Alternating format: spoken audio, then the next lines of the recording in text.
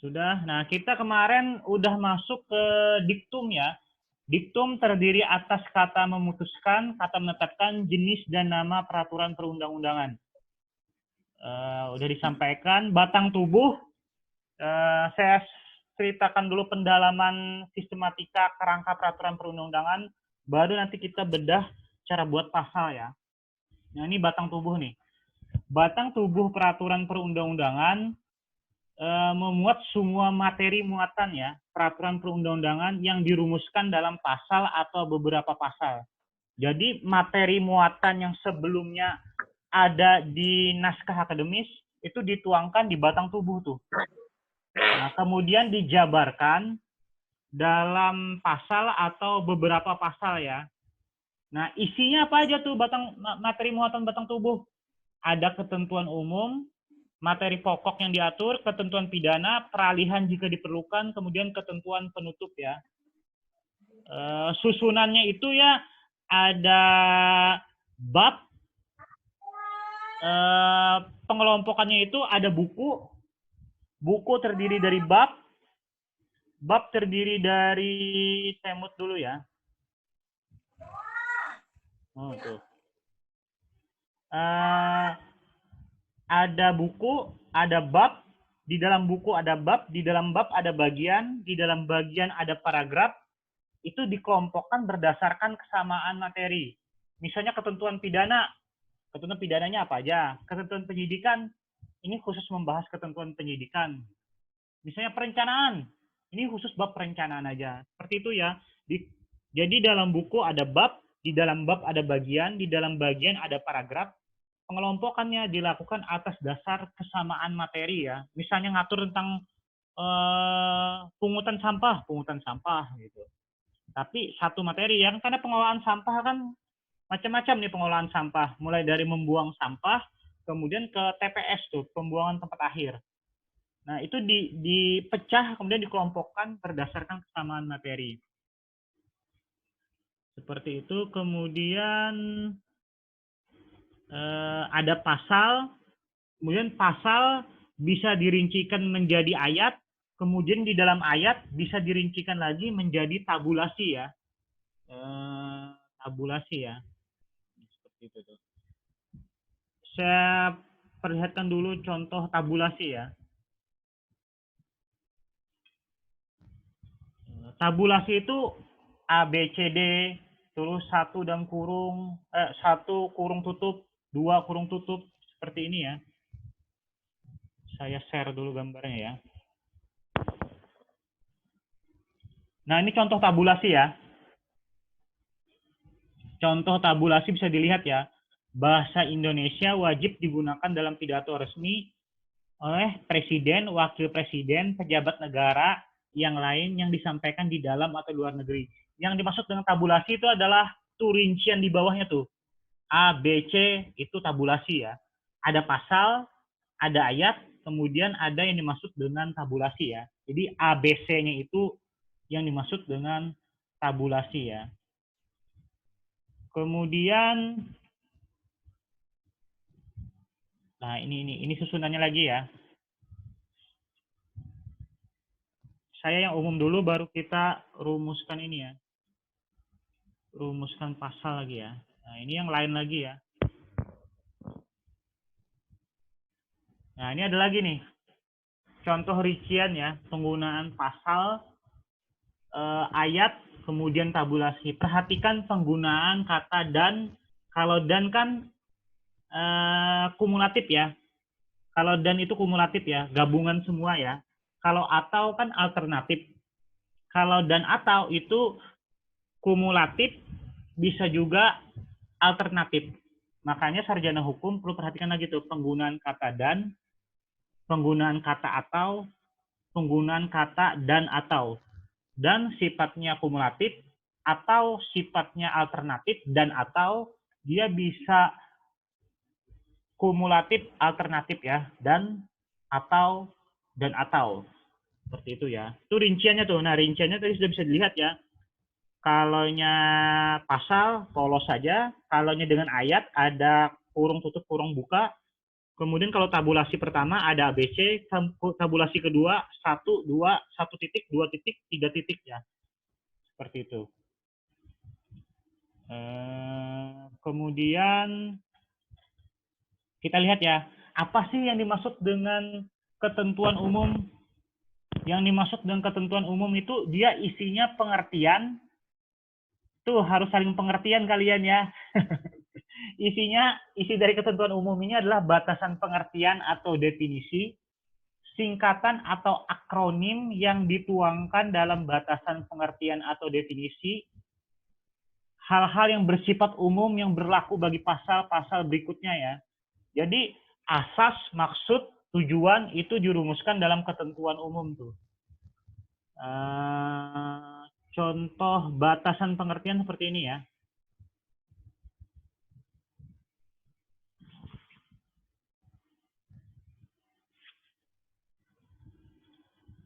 Saya share dulu ya. Batasan pengertian. Nah, ini contoh batasan pengertian ya. Contoh batasan pengertian. Nah, ini yang dimaksud dengan pengertian ya. Jadi pengertian dengan definisi itu beda tuh. Batasan pengertian dengan definisi itu beda. Kalau pengertian, menteri adalah menteri yang menyelenggarakan urusan pemerintahan di bidang keuangan. Loh Pak Rory, kenapa nggak sebut aja menteri adalah menteri keuangan? Kenapa nggak sebut itu aja?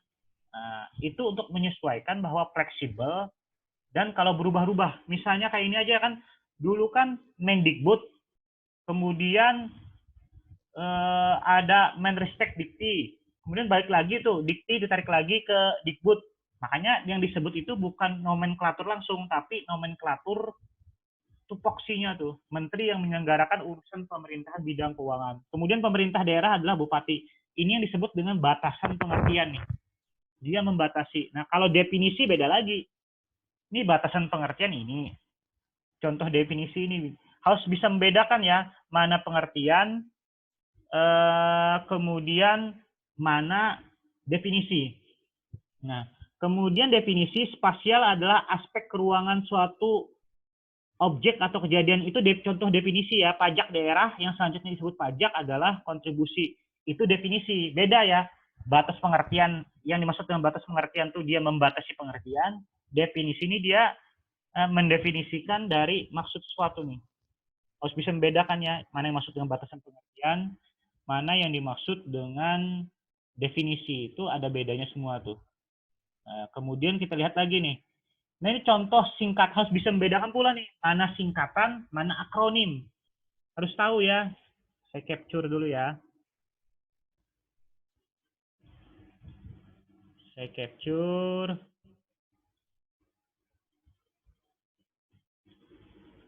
Nah ini ya, lihat ya, contoh singkatan.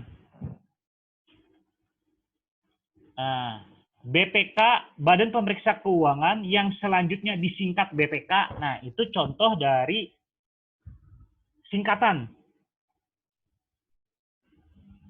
Kemudian ada SPIP, yang disingkat SPIP itu contoh singkatan.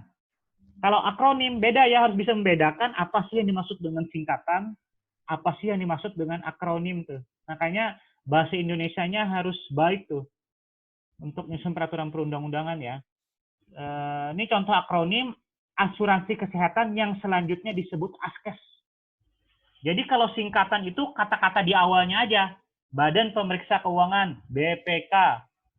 Sistem Pengendalian Intern Pemerintah, SPIP.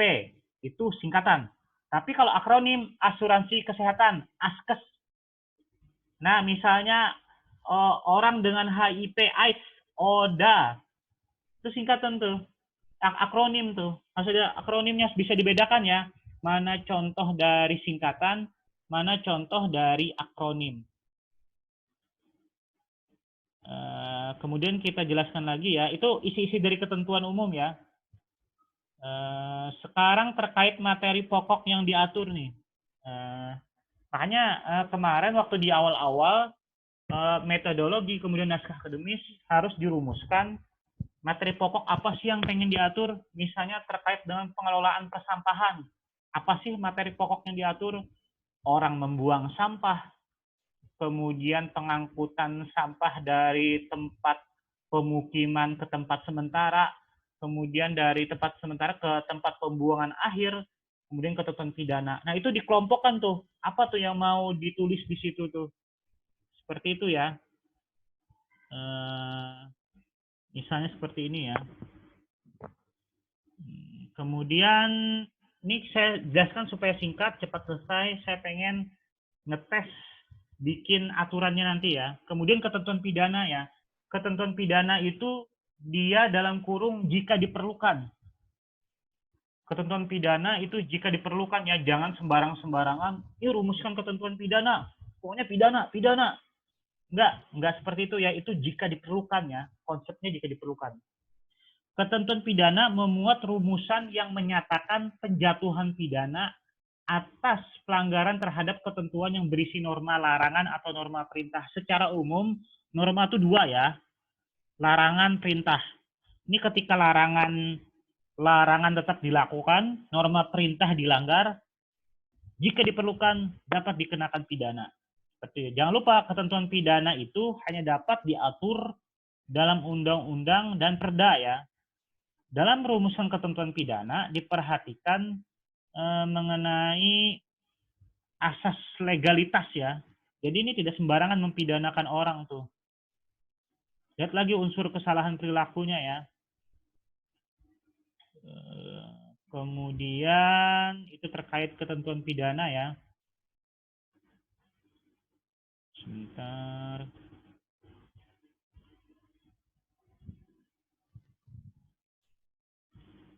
Ketentuan pidana, saya share dulu. Ini ketentuan pidana ya. Yang pertama, ketika merumuskan ketentuan pidana, harus tahu dulu tuh konsep hukum pidana ya. Ini mau merumuskan ketentuan pidana, tapi nggak tahu konsep pidana kan lucu gitu. Nah nih, tindak pidana itu terbagi dua. Ada tindak pidana kejahatan, ada tindak pidana pelanggaran tuh. Harus tahu dulu tuh konsepnya. Kapan dikatakan kejahatan, kapan dikatakan itu sebuah pelanggaran tuh. Karena sanksinya pun beda-beda nanti itu. Nah ini perumusannya ketentuan pidana. Setiap orang yang melanggar ketentuan dalam pasal ini, isi pasalnya apa, dipidana dengan pidana kurungan paling lama, denda paling banyak, seperti itu ya. Kemudian ada kumulatif, ada alternatif ya. Tadi sudah sedikit banyak saya jelaskan ya, mengenai pembedaan antara kumulatif, kemudian alternatif tuh.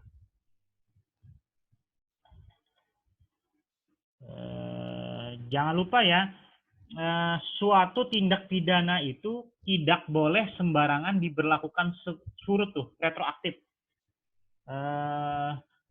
Tidak boleh sembarangan berlaku surut tuh. Jika suatu peraturan perundang-undangan yang memuat ketentuan pidana akan diberlakukan surut, ketentuan pidananya harus dikecualikan nih. Ini peraturan perundang-undangan mau diberlakukan surut, nah ketentuan pidananya jangan diberlakukan surut. Tidak berlaku asas retroaktif tuh. Dia harus non retroaktif, tidak berlaku surut tuh. Karena ada asas legalitas tuh, tidak sembarangan kan mempidana orang. Ini kejadiannya di tahun 1976. Undang-undangnya dibuat di 2020, mau mempidanakan orang tahun 1976, undang-undang ini berlaku ini apa segala macam. Enggak tuh. Jangan sampai memberlakukan surut ya.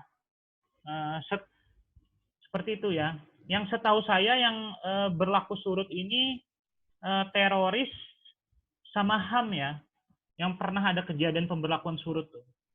Seperti itu ya. Jadi tidak sembarangan untuk memberlakukan surut ya. Ini misalnya terkait itu harus diatur gini nih. Ini ketentuan yang dapat berlaku surut, ini ketentuan yang tidak dapat berlaku surut. Sebisa mungkin ketentuan pidana ini dia tidak boleh berlaku surut. Karena tidak sembarangan mempidana orang ya, nanti bertentangan lagi dengan asas legalitas. Kan seseorang hanya dapat dihukum apabila sudah ada ketentuan yang mengaturnya dulu ya. Seperti itu ya. Itu makanya peraturan perundang-undangan ini dia misalnya terkait nyusun peraturan perundang-undangan dalam hal perdata. Dia menguasai konsep perdata. Ini terkait pidana, dia menguasai konsep pidana tuh. Itu ya. Kemudian ketentuan peralihan ya. Saya cepat aja dulu ya. Ketentuan peralihan itu jika diperlukan ya.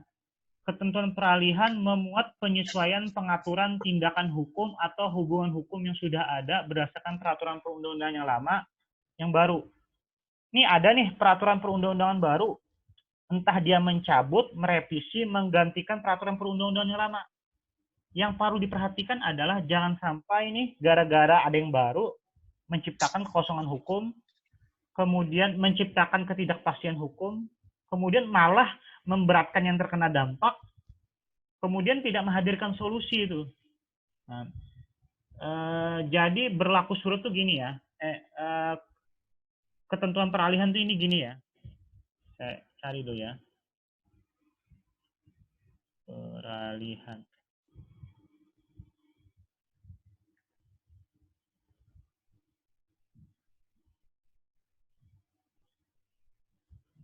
Nah, peralihan tuh gini misalnya.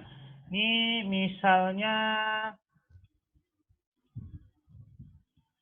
misalnya terkait dengan tunjangan ya.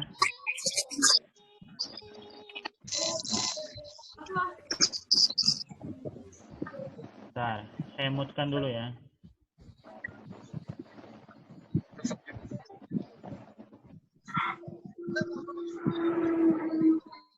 Ini terkait dengan terkait dengan ketentuan peralihan ya. Ini ketentuan peralihan ini misalnya terkait dengan perizinan. Ini kan keluar nih perda izin yang baru, merevisi, mencabut atau menggantikan perda izin yang lama. Nah ini kan ketika itu keluar kan harus diperhatikan tuh dampak dari adanya perda ini. Jangan sampai perda ini keluar malah merugikan izin yang berlaku sebelumnya berdasarkan perda yang lama tuh. Ini kan berdasarkan perda yang lama izin misalnya 20 tahun. Berdasarkan perda yang baru izinnya 5 tahun aja nih misalnya. Izinnya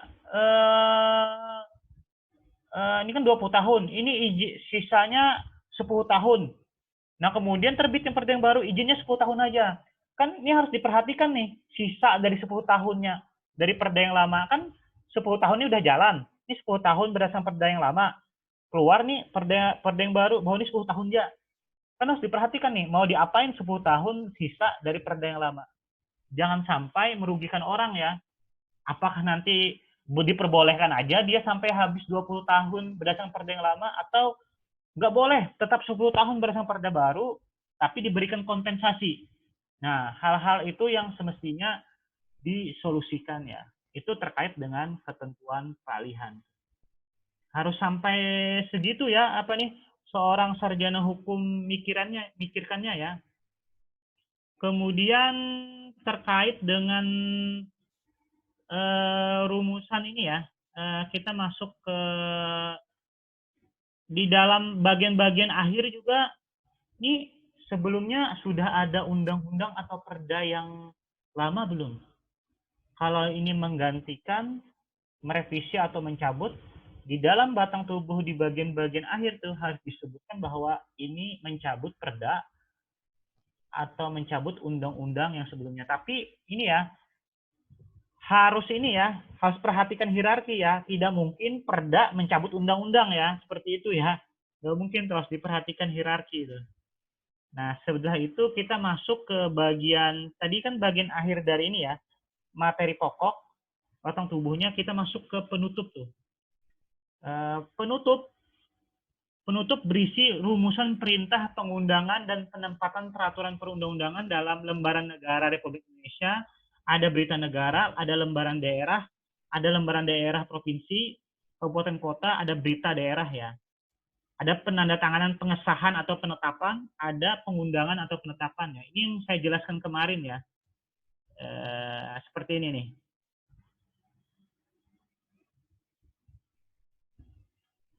Nah, saya share screenshotnya ya.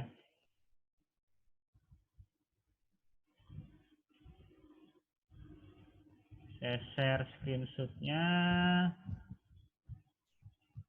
Ini ya.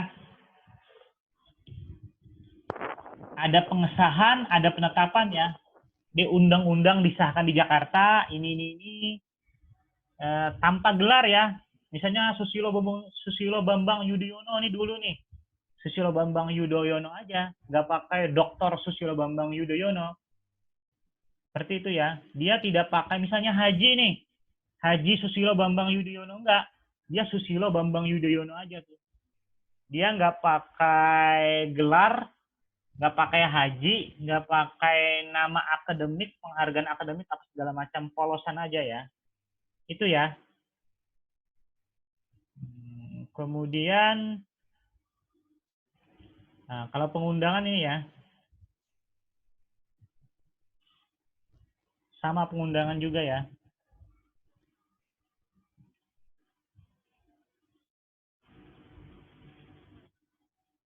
Tadi ada pengesahan, penetapan, ini sekarang ada pengundangan ya. Nah, pengundangan gini nih, diundangkan di Jakarta pada tanggal berapa. Ingat ya, suatu aturan itu ketika sudah diundangkan baru berlaku ya. Kan ini berlaku sejak diundangkan, bukan berlaku sejak disahkan atau ditetapkan tuh. Diundangkan tuh. Iya. Lihat semua contohnya ya.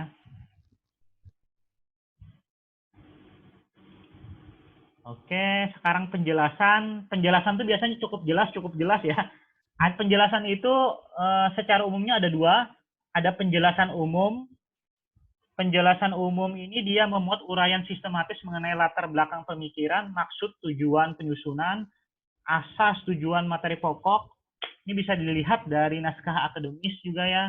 Ada penjelasan umum, ada penjelasan pasal demi pasal. Ini pasal kalau udah cukup jelas, tulis ada cukup jelas. Tapi kalau misalnya tidak jelas, diuraikan. Karena diuraikan bahwa yang dimaksud di batang tubuh itu ini nih pengertiannya tuh. Itu ya, ada penjelasan umum, ada penjelasan pasal demi pasal tuh. Nah, seperti ini ya. Saya kasih contoh deh.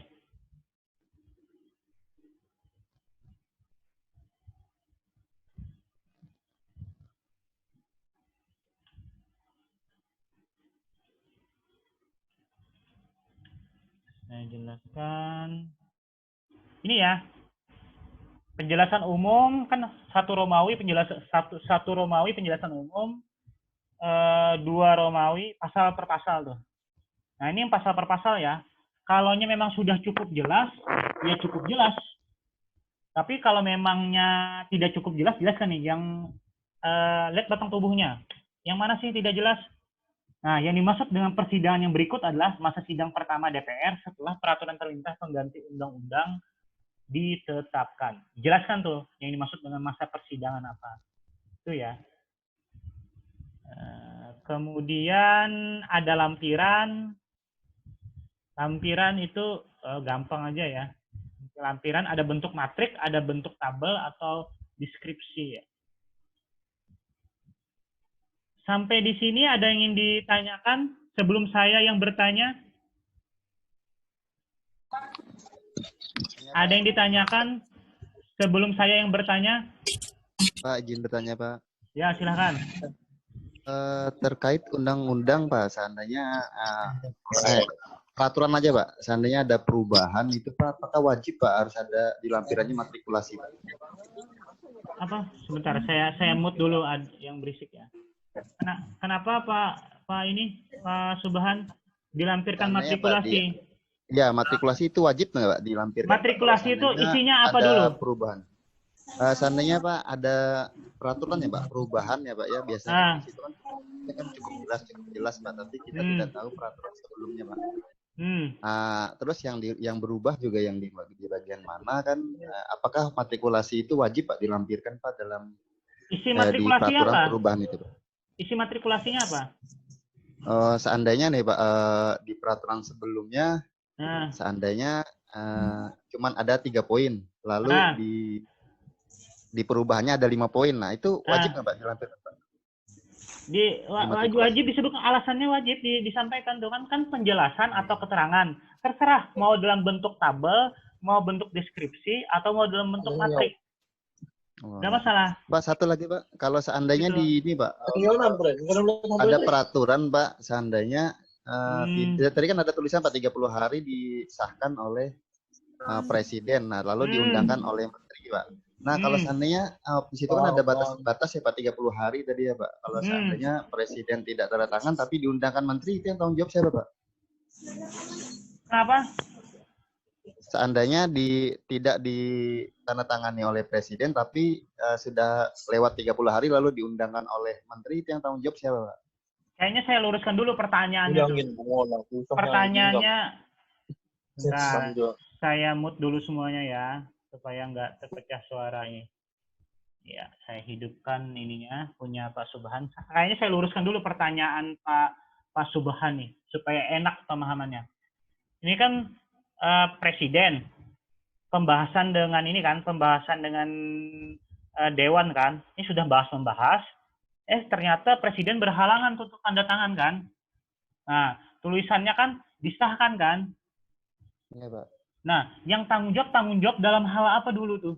Dalam hal berlakunya? Terkait keseluruhan dari peraturan itu, Pak. Terkait dari keseluruhan dari peraturan itu, pemberlakuannya iya, atau apa? Kalau seandainya ditanya ini tanggung jawab siapa, kan biasanya kan yang tanda tangan itu Pak, yang mengesahkan Pak. Kalau seandainya presidennya berhalangan tadi kata Bapak, tapi sudah diundangkan Pak, dimasukkan dalam lembaran negara, itu siapa yang tanggung jawab Pak?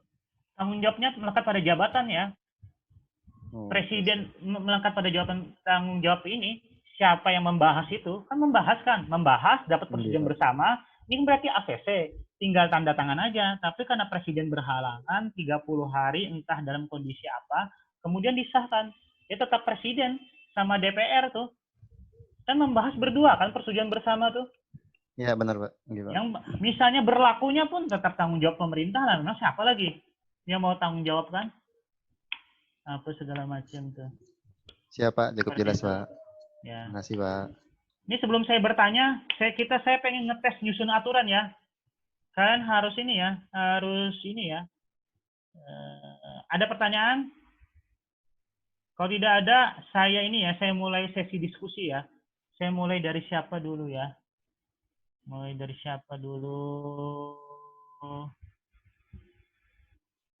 Pak Apip nih. Pak Apip lagi santai nunggu sawit nih. Pak Apip, kalau mau nyusun aturan, nyusun undang-undang apa perda nih? Bentar, saya unmute dulu ya. Pak Apip, kalau mau nyusun aturan, mau nyusun undang-undang atau perda? Kalau saya lebih cenderung ke perda. Nah, berkaitan dengan daerah kita Pak, khususnya. Karena ini bersentuhan langsung dengan kita sendiri. Ya. Tentang apa? Gimana jelas ya? Konstitusi. Perda. Perda apa Pak? Ini berkaitan dengan ini PSBB yang memang kita lagi marak sekarang. Kayaknya lebih cocok diterapkan di Kotim ini karena kita melihat kenakalan remaja saat ini Pak. Bagaimana kita lihat yang sering nongkrong, minuman keras, yang sering melempok. Gitu. Nah ini kalau kita melakukan PSBB di daerah yang peraturan sosial berskala besar ini, memang kalau kita menerapkan di masyarakat di Kotim ini, saya kira cukup tepat. Karena kita melihat dampaknya sangat bagus juga. Saya lihat di daerah, kalau memang kita benar-benar menerapkan itu, tentunya regulasi ini kita akan belajar juga dari DKI Jakarta juga. Bagaimana ke depannya bisa lebih baik. Tentunya ada tahapan dan minta koordinasi juga dengan Bapak juga, minta tuntunannya juga. Saya berharap juga nanti bisa koordinasi dengan Pak Rory juga. Untuk penyusunan, mudah-mudahan bisa saling koordinasi dengan dinas-dinas terkait. Itu yang pastinya karena PSBB ya, bukannya Pak. PSBB bukannya di Pergub, di peraturan kepala daerah. Di peraturan kepala daerah, tapi acuannya nanti kan di Pergub bisa. Tapi ada yang ini perda yang berkaitan tentang PSBB yang berkaitan dengan kenakalan remaja yang memang kita lihat dampaknya di masyarakat yang sering kumpul-kumpul yang nggak jelas. Nah ini berkaitan dengan tugas kami sebagai Satpol PP Pak. Karena kami cenderung ke arah sosial yang penertiban masyarakat juga berkaitan dengan kenakalan remaja ini. Itu saja mungkin nanti ke depannya harapan kita bisa bersinergi lagi dengan kabupaten lain untuk bisa menyamakan persepsi juga Mungkin itu aja, Pak. Nah, ini kan Bapak nih, misalnya kita sederhanakan ya, mau ngatur tentang tertib nih, ketentraman, keamanan, ketertiban terkait dengan kenakalan remaja.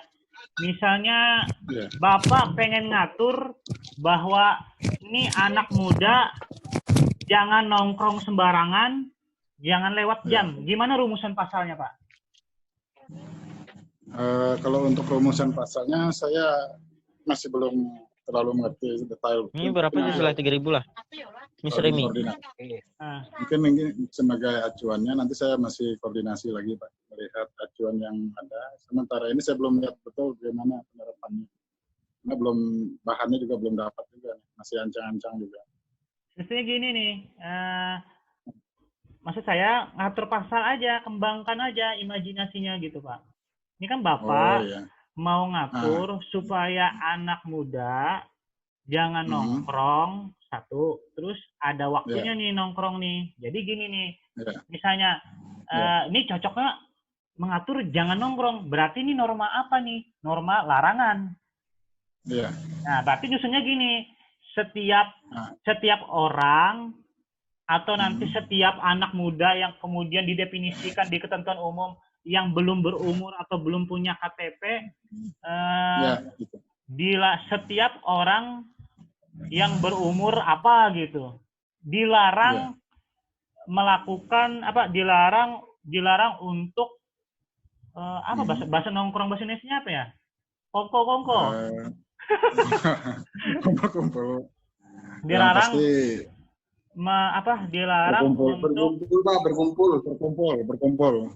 Jangan itu dulu, berkumpul itu nanti ini menghalangi HAM berkumpul berpendapat. Itu lagi perhatikan. Seperti itu.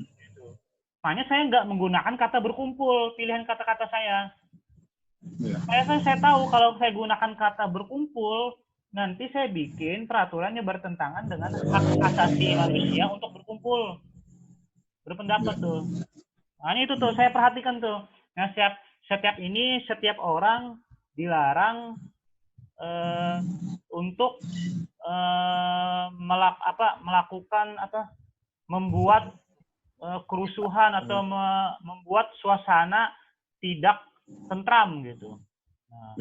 Karena ini dibatasi dengan, kemudian ayat 2-nya dibatasi dengan waktu, tempat yang tidak boleh nongkrong, tempat yang tidak boleh dilakukan ini, tempatnya apa, sebutkan tuh, di pinggir jalan trotoar atau kayak Baim dulu di bundaran KB gitu. Di bundaran KB, di taman apa segala macam, terus jamnya gitu diatur. Bisa juga. Atau setiap orang yang mau keluar rumah pada jam ini harus mengantongi KTP. Seperti itu gitu. Makanya saya ini prinsip ya. Kita perhatikan hak asasi manusia nih, bikin aturan. Satu. Prinsipnya setiap orang boleh berkumpul kecuali yang dilarang. Itu ya. Jangan sedikit-sedikit ini dilarang kecuali yang boleh, enggak. Semua boleh kecuali yang dilarang, itu ya. Prinsip berpikirnya ya. Dalam hal ini. Makanya ketika itu berkumpul, saya nggak menggunakan pilihan kata berkumpul tuh. Karena saya tahu konsekuensinya gitu. Kan ada HAM bahwa kita dijamin kemerdekaannya untuk berkumpul, pendapat. Nah, itu satu. Oh, itu norma tunggal.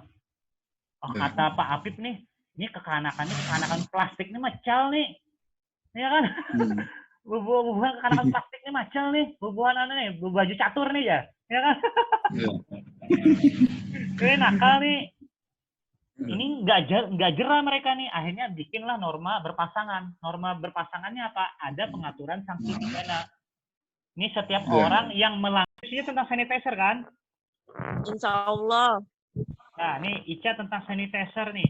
Ica bikinkan saya norma tunggal dan norma berpasangan dari sanitizer nih.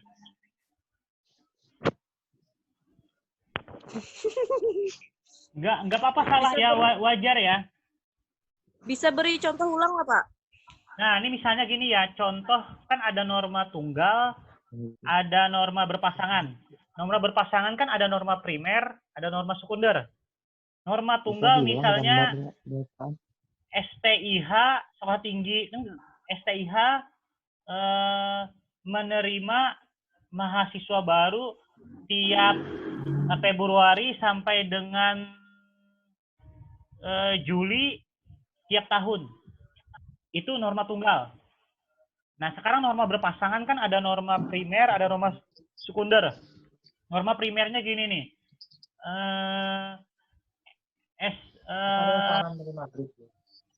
Nah, saya unmute dulu ya semuanya supaya kedengaran, supaya ini ya, saya unmute dulu semuanya ya. Nah, sekarang norma berpasangan. Norma berpasangan setiap orang dilarang membunuh. Perhatikan ya mana norma perintah, norma larangan. Ini saya gunakan norma larangan. Setiap orang dilarang membunuh. Ini dalam pasal 28 setiap orang dilarang membunuh. Nah, di ketentuannya setiap orang yang melanggar ketentuan pasal 28 tentang larangan membunuh tadi dikenakan sanksi pidana bla bla bla bla. Nah, itu tuh, Cah.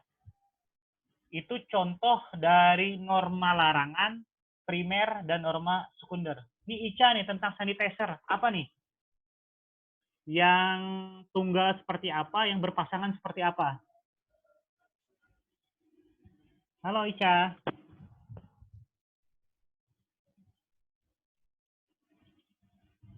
Halo Ica. Ada ingat nyalakan tuh. Nah, ini Ica nih. Oh iya. Ini sudah dinyalakan. Sorry. Sudah nih. Ya, untuk yang norma tunggal, untuk hand sanitizer, setiap orang boleh membeli hand sanitizer asal hand sanitizer itu ber-BPOM. Gimana, Pak? Seperti itu. Ada yang janggal nih. Setiap orang boleh membeli asal itu ber-BPOM. Kenapa itu nggak diberikan kepada subjek yang menjual atau memproduksi? Oh, gini, ulang. Berarti itu. setiap orang boleh menjual dan membeli hand sanitizer asalkan produk hand sanitizer itu sudah terdaftar di BPOM. Itu membeli. Nggak wajar ya membeli ya. Kan ada maka menjual. Juga tadi menjual dan membeli. Ada membeli. Nah, sekarang norma yang berpasangan. Tapi norma perintah, jangan norma larangan. Siap. Nah. Jadi norma berpasangan untuk hand sanitizer dianjurkan untuk penjual dan pembeli agar menggunakan hand sanitizer yang sudah terdaftar di BPOM. Norma sekundernya? Norma sekunder berarti larangan apa? Itu kan saya minta perintah tadi. Perintah. Tadi Bang, Pak. Nah, tuh apa tadi? Tahu Ica ngomong apa tadi? Norma kan lupa, blank belum, Pak. Ulang, Pak. Nggak bisa blank. Norma sekunder. Masa ngeliat Mbak Im langsung blank? Ya, Mbak Im nih semangat Bang Ica segalaan. Apa nih? Norma sekunder itu berisi apa tadi, Pak? Nah, lupa ulun, Pak. Norma sekunder itu kan membackup norma primer tuh. Supaya orang nih dia tidak melanggar larangan, dia menaati perintah. Seperti itu bahasa sederhananya.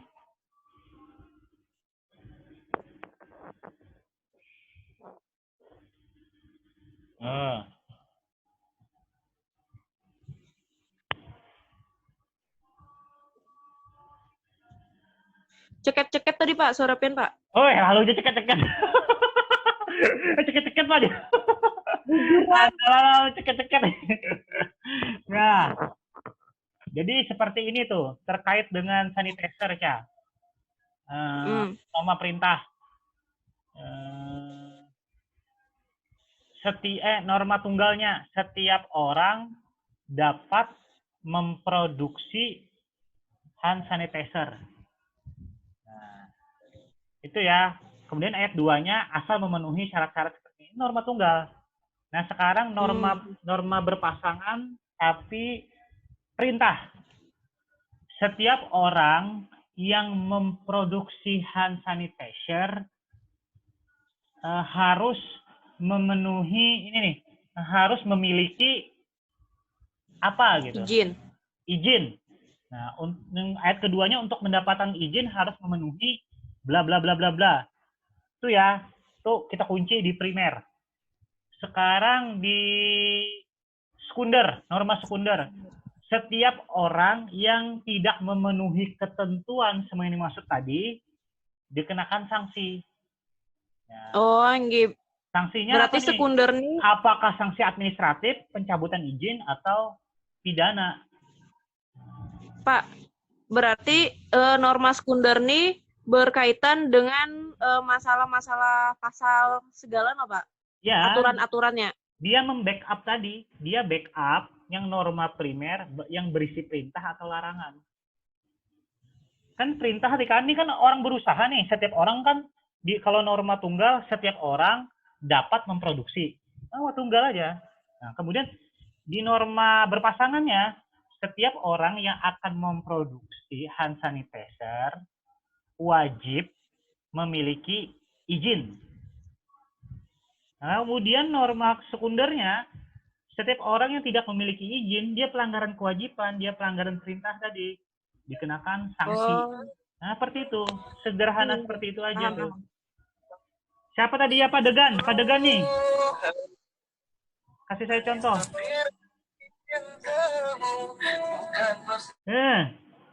Tuh, Pak Degan. Ya. Pak Degan kasih saya contoh. Norma tunggal, norma berpasangan, baik yang primer maupun sekunder. Tentang apa nih Pak ya? Tentang apa? Bebas. Tentang ini nih Pak Degan, tentang apa tuh? Perdata ngangkat tentang apa? Hubungan apa tuh? Perjanjian kerjasama ya? Skripsinya. Iya, perjanjian kerjasama. Antara apa tuh? Antara rumah sakit dengan BPJS Kesehatan ya. Nah, atur tuh, bikinkan ketentuan itu Pak, norma tentang itu tuh. Yang tunggal gimana, yang berpasangan gimana? Mana Pak ya?